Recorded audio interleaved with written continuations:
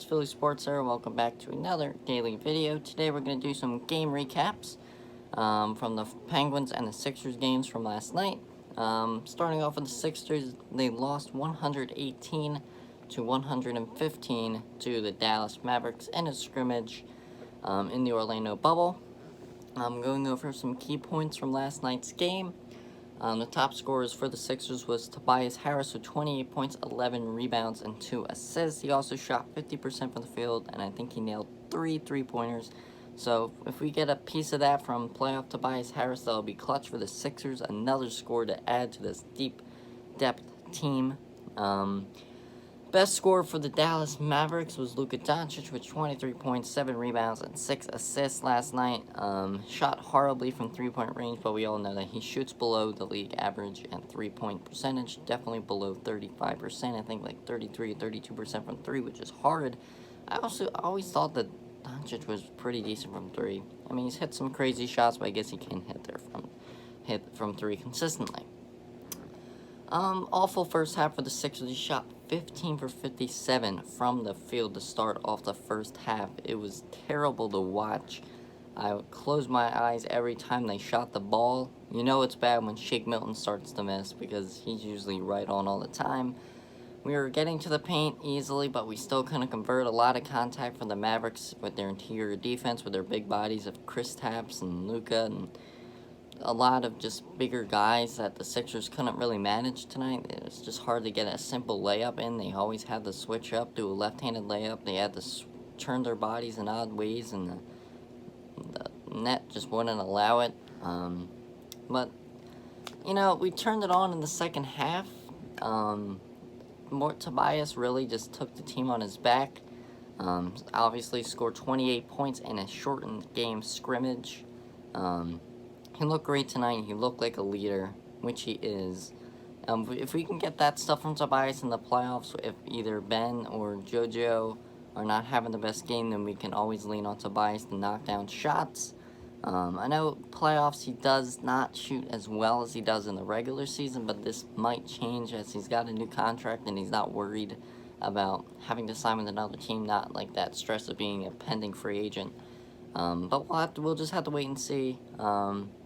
Against the Pacers on Saturday at 7 o'clock. So obviously the big storyline coming out of this game was there was no Joel Embiid because of his left calf tightness. So many people are taking this the wrong way. Okay, I know that, you know, sometimes Giannis might not play, or LeBron might not play, but that's all right. Joel does not need to play in a scrimmage. We all know that he's kind of injury prone, okay? He does manage to get hurt every single year, but we've come to live with that. Some people, like, own up to it. Like, oh yeah, Joel, he does get hurt. I also do. It's impossible not to bring up the fact that Joel gets hurt, and that's totally okay. He's just a big body. I wish he didn't get hurt, but that's just the sport of basketball. Sometimes you just come down weird, or you're running, or, you know, when you get shoved, stuff happens. It's okay, alright? You don't need to worry about it. It was a precautionary. Brett said he is expected to play on Saturday, but if Joel does not play one of these games, he's gonna get ripped. He's gonna get ripped. He's gonna get ripped by the fan base of Philadelphia. He's gonna get ripped by these NBA analysts. He needs to play. He will play, but if he doesn't, then I'm going to make a whole different video about that with some trade discussions about Joel Embiid, because I'm kind of tired of getting hurt, but this was just precautionary, so don't worry about it too much. I mean, Ben was okay. I think he scored like 4 points, 9 rebounds, a couple assists, a steal. You know, just playing mostly defense. He kind of struggled getting into the lane and converting into the lane, but it's a scrimmage. Don't worry about too much. Obviously we see him early in the scrimmages, he was going off, so a little laid back this last night, which is totally fine. I'm not looking too far into it.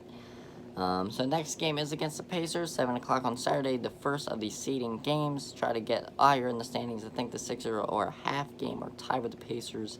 Pacers are in 5th, Sixers are in 6th, so we can leapfrog them if we win. I don't know if Victor Oladipo is playing. I know Sabonis had a foot injury, so this is a great opportunity for the Sixers to jump up in the standings so we don't have to face the Celtics or the Heat and in the first round.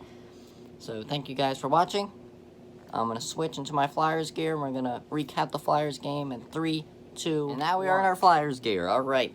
Recapping the Flyers beating the Pittsburgh Penguins 3-2 last night in their only scrimmage against an NHL team. Goals for the Flyers was Sean Couturier, Kevin Hayes, and Scott Laughton. Laughton gets the overtime win for the Flyers. Goals for the Penguins were Sheary and Zucker. I think Sheary scored in the first period and Zucker scored in the third, right, to tie it up. Some game notes. The lines were great the whole game. It did not seem like a scrimmage to me. They look like their own self when they're on that 9-game winning streak. The team looked totally fine. It looks like they haven't missed a beat. They're still the same Flyers that I've watched. Carter Hart and Brian Elliott. These guys are studs. Brian Elliott have a nice comeback year this year. A little sketchy couple last years, but this year he is going off. Great second-string goalie for the Flyers. Carter Hart, stud as usual, because he's the GOAT. Carter Hart allowing only 1 goal, and Brian Elliott allowing 1 as well. Great passing the whole game, some precision passes. I love to see zipping right through the Penguins' defense. I loved what I saw last night. Some great setups, some great opportunities. I know there's a couple opportunities. We had some wide open shots, one-on-one with Kevin Hayes, but he got shut down as a beautiful pass from Giroux or Konechny. I'm not sure who it was, but it was a perfect pass. If you can see that in some playoff games, that'll be great. Like, getting a win against the Penguins in any game is huge for the Flyers. This rivalry, it gives you a boost, whether it's against a random team like the Devils or like the Buffalo Sabres. A win is a win. Okay, a win before the playoffs is great. It gets you into a rhythm, gets the locker room buzzing with some great talk, great talk towards the next round of the playoffs. So I love what I saw from the guys last night. The only thing I was critiquing was they had a lot of opportunities to shoot. That's the only thing. The only con that I saw from last night's game is they needed to shoot more and they got the opportunities, but it's a scrimmage. You can't critique it too much. They're just out there getting their skates wet. So I just can't wait for Flyers playoff hockey. I haven't seen some because I don't really follow the Flyers that much. I'm trying to get better, so bear with me. So it was just great to see hockey. Eating dinner, watching hockey was great. Just can't wait for Sunday against the Boston Bruins at 3 o'clock. I think that's the first of the round robin, I believe. I think it's just to determine seeding a little bit better, to see who can get up. I think we are behind the Capitals by 1 point, 1 game.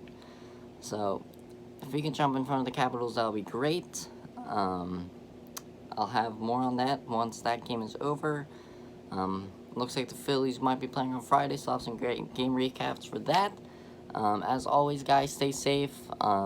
Make sure you guys like, comment, subscribe. Follow my Instagram, which will be in the bio, as you guys all know already. Thank you guys for the support. Let's get me to 100 subscribers. That means the world to me. Thank you guys so much, and I'll see you guys in the next video. Peace out.